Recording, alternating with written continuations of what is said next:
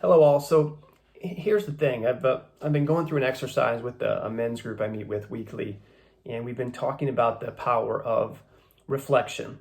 And I'm gonna tell you why I think that's so important right now, especially at this moment in our time, in our history, in our path going forward.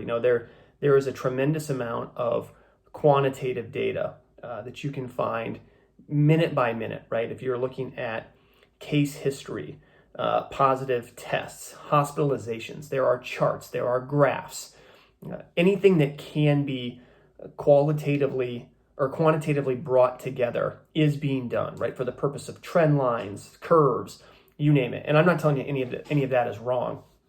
But you as an individual have very little control over the impact of that data, right? And that data starts to frame, I think, a narrative. And then as people, a lot of people right now are being tasked with a tremendous amount of challenge, new scopes, new beginnings, potentially places where people have been at for long periods of time and are now taking on a new challenge in their life.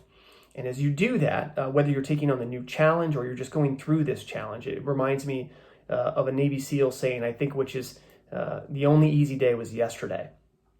And the only way is through.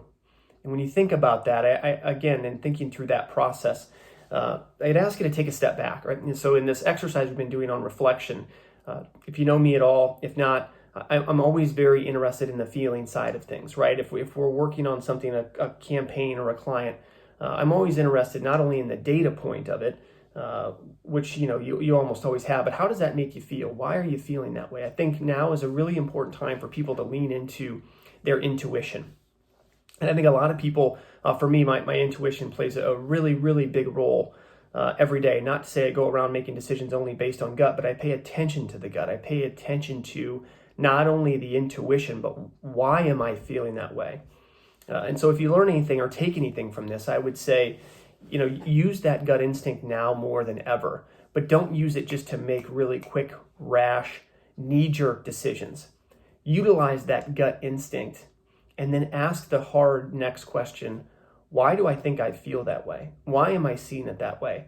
Why is my gut telling me either A, to pursue something vigorously, at warp speed, or is someone else telling you to pull the e-brake and stop?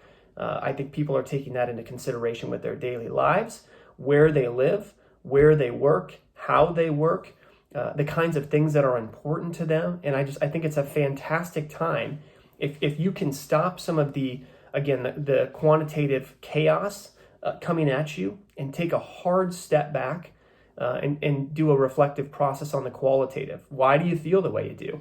I think there are a lot of people right now that are finding out that they were potentially unhappier than they thought they were in their everyday life, whether that be their work-life balance, where they live, how they live, the things that they were in pursuit of that are underwhelming.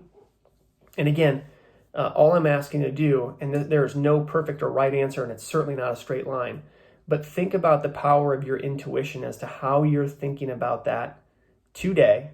It's June 30th. And then answer for the question of, why do you feel that way? Why is your intuition leading you down that path? I'm going to bet there's some really good answers for you on the other side.